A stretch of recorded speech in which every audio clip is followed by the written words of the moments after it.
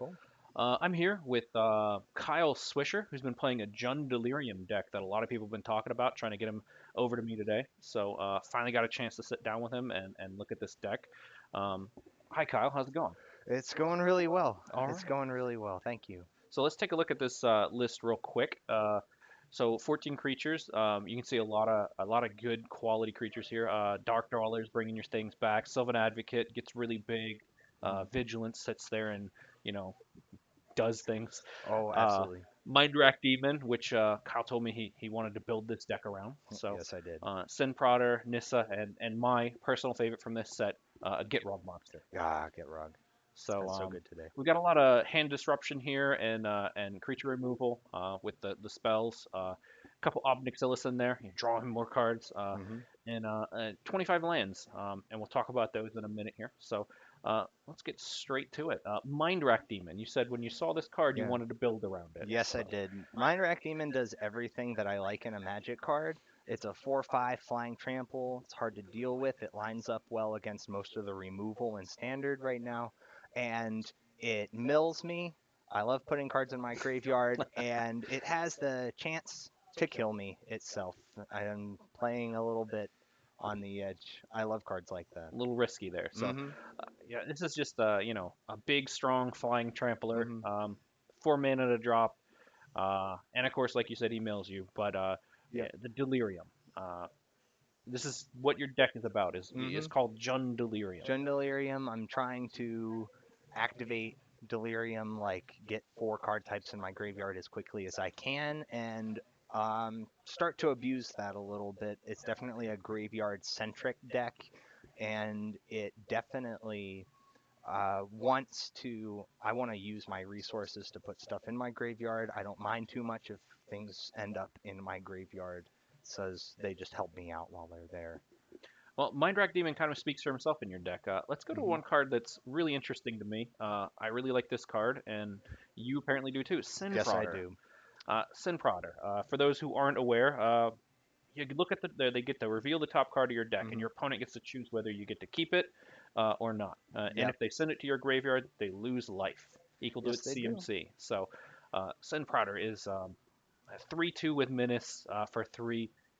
If your opponent knows that you're going to hit Delirium, they might take that life loss. Exactly. Uh, Like if they might give me the card and I get to use it as I normally would if I'm about to hit Delirium, um, whenever like it just deals them more damage.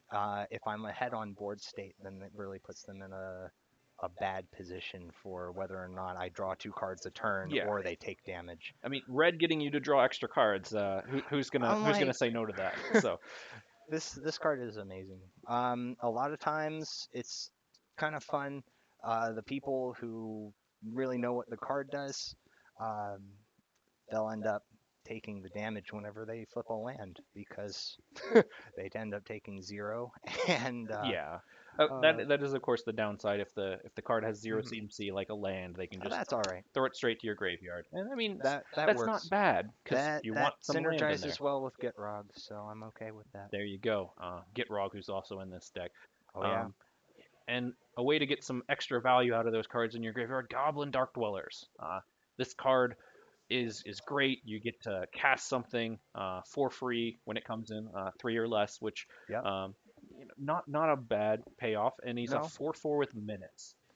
Like Menace, of he's a good course, aggressive creature. yeah, Uh, Hard to block if he sticks, and a lot of what this deck tries to do in the early game, especially against the aggressive decks in the format, is to trade card for card, 1 for 1. Like I have some efficient removal that allows me to get their creatures off the board and really bring Goblin Dark Dwellers in. Whenever he hits, get another one of those removal spells back. Basically a 2 for 1. yeah. They have to use resources of their own to deal with him because he's hard to block. He's sizable, and like he's one of the big reasons why going the Delirium path pays off, and why adding red into the deck um, really has its benefits. Yeah, and a lot of the controlled decks have been very light on creatures that I've seen today. So, That is true. having to be double blocked lets him get through for some extra damage. 4 is not a It's not a bad body size at No, all. So, no, that is a solid all 20% right. of a starting life total. So moving into some of your Delirium cards here, Mm-hmm. let's look at Traverse the Ulvenwald. Um, this is a pretty interesting card. Early game, it gets you the basic land you need, Mm-hmm. um, and then later on, it's a tutor. Yes. So uh, that's all around value, especially if Mm-hmm. you're in a deck where your goal is to hit that Delirium as early as possible. One mana sorcery, just Yeah. um, I have casted it on turn one a few times just to help smooth out my draws, fix my colors, and ensure that I have basics to hit the Battle for Zendikar dual lands that I have in the deck. Um, and late game, if I top deck this, it gives me another look at any of my bigger threats. Once I have Delirium online, then I can tutor for a Goblin Dark Dwellers, cast that, and cast Traverse a second time, getting up a Mindrag Demon or a Gitrog Monster or my second copy of Dark Dwellers. Like the if the game goes late, then this card is just value, and all the rest of the creatures in the deck are just value. I think the So, only way this card could be better is if it was an instant. uh, the card would be insane if it was an instant. It's on the upper end of balanced right now. Yeah. So, So let's talk about some of your other creatures here. Sylvan Advocate. This is seeing a lot of play now. hmm A 2/3 with Vigilance for 2 mana is great, hmm but then he gets bigger if you yes, he have more does. lands. Like, I'm hoping to get to the point of the game where I get to about 6 lands, 6, 7 lands, get to work, cast multiple spells a turn, draw multiple cards a turn. And he is a good blocker in the early stages of the game whenever he's shored up against vampires earlier today. So many humans, just humans everywhere. And if it weren't for Sylvan Advocate on the front line, then I'd really um, have a tough time dealing with that early. But the fact that he attacks for two kind of like puts pressure on them to draw something to close out the game and blocks well, and then it becomes a 2 mana 4/5 in the late Yeah, game, a substantial threat in his own right. that's hard to beat. hmm It's just value city right here in this card, and I think we're going to see a lot of Sylvan Advocate moving forward. I definitely So, think you're right. um, uh, some of your control packages is pretty interesting. Grasp of Darkness. I've seen a lot of this card today. hmm 2 black for -4/-4. Gets around indestructible. Um, It instant definitely helps with speed. Avacyn's running around. She's a 4/4, but grants indestructibility to your whole team. So having a way to deal with that in the main really helps. Uh, this card to me deals with the most threats that are in standard 4/1 card. Like it deals with white and black creatures, indestructible creatures, and the double black is something I really had to build around to make sure that I had enough black sources in my deck to be able to cast Grasp when I need it, as well as make sure that I can still cast green and red spells at the same time. That's a dance that I'm still refining, like working Anybody on. anybody doing triple colors now after we've had fetch lands rotate out, they've got hmm a little bit more of an uphill battle. It's not quite as easy as it used to be, but It's uh, been working better than I expected yeah, today. I've Like I think my draws have gone well for me, and like I think Grasp has really shown itself to be a valuable card here. very valuable card. So this card you said was actually really surprising to you. Dead weight. Let's talk about this for a second here. So Um, I needed extra card types to be able to hit Delirium, because I don't want to have too many creatures and too many sorceries, so that getting Delirium becomes difficult.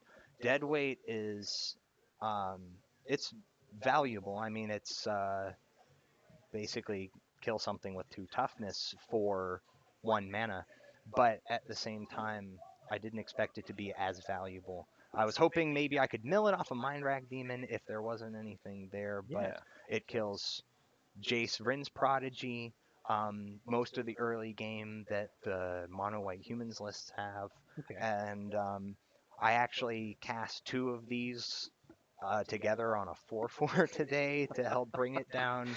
Um, so it's really been an all-star to help me get Delirium. It performed higher than I expected, that's for sure. Yeah, I mean, it's good for the cost and what it does, and it fills that spot of getting you an enchantment in your graveyard if it Hmm. does kill something. So, um, uh, and this is in your. So let's go back here. Let's real quick. Oh yeah. All right, so we've got up next, Transgress the Mind. A little bit of hand control here, which is super good in this sort of format of really controlly decks, and you want to get that threat out of their hand. Hmm. So, how has this worked for you today? Um, I played it just kind of like as a catch-all, because getting and exiling things with CMC 3 or greater is nice, but it really shone for me. I thought it was going to be too slow. I thought I would see more aggressive decks here today, but a lot of my matchups have been against Esper Dragons or Black-White Control, where a lot of their haymakers are these big expensive spells and planeswalkers and dragons that are hard to deal with once they come down. But having a 2 mana card to get in there and take care of it, and I don't have to see it again. And I flashed this back with Goblin Dark Dwellers a couple times today to just preemptively get rid of threats that would otherwise I would be ill equipped to deal with. This card in particular has really shown for me today. Like, got a lot of work out of it. Let's talk about a card that you were mentioning did good in some spots, and then in other spots you couldn't really figure out how to play him. Hmm. Obnixilis. Obnixilus, I love the Planeswalker. Like, he just kind of sits there and accrues you value, gets you a couple cards, and a lot of these Esper Dragons decks, uh, I had never play tested against them before I came in today. It was just running cold, and I knew one of their big end threats was Dragon Lord Silumgar, and Yeah, whenever he hits the field, he takes one of your creatures or planeswalkers. yeah, And he's a mean guy, you know. yeah, I'm like trying to figure out, do I play it right down on turn 5 and try to draw a card and hope that it just doesn't get countered or ruinous pathed or stolen?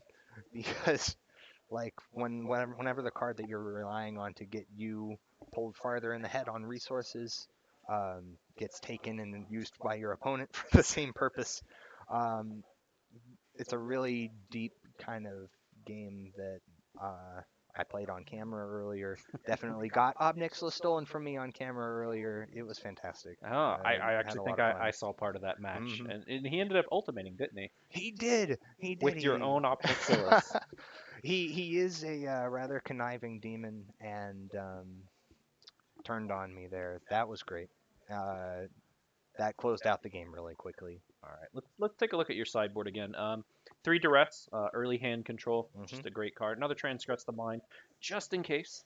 Just in case. I Uh, mean, it's been performing well, so I'm glad I had the fourth. Two self-inflicted wound. Did you see a lot of sideboard action with self-inflicted wound today? Um, I drew it. I was really expecting to play more human stacks, and I really wanted the extra ways of interacting with them.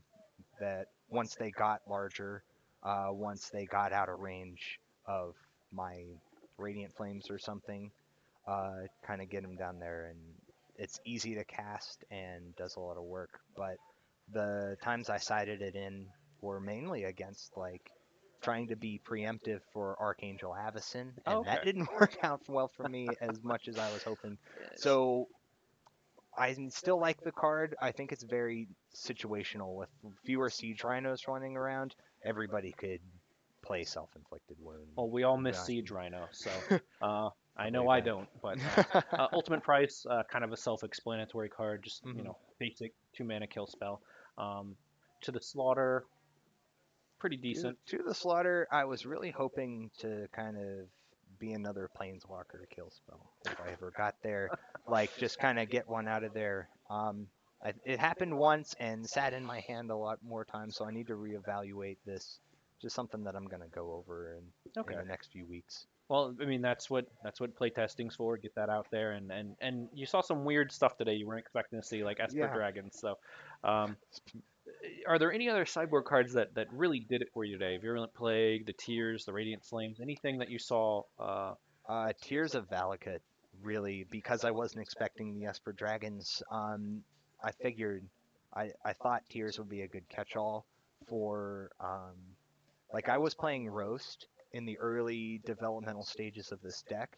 Mhm. Does 5 damage to a creature without flying, Yeah. and I really needed the extra buffer against flyers. So I thought Tears would work, and Tears was fantastic against these Esper Dragons decks that I ended up against and not expecting. Just absolutely something great whenever they've got Silumgar Scorn in hand and a dragon on field, and that dragon needs to die so I can get my stuff back.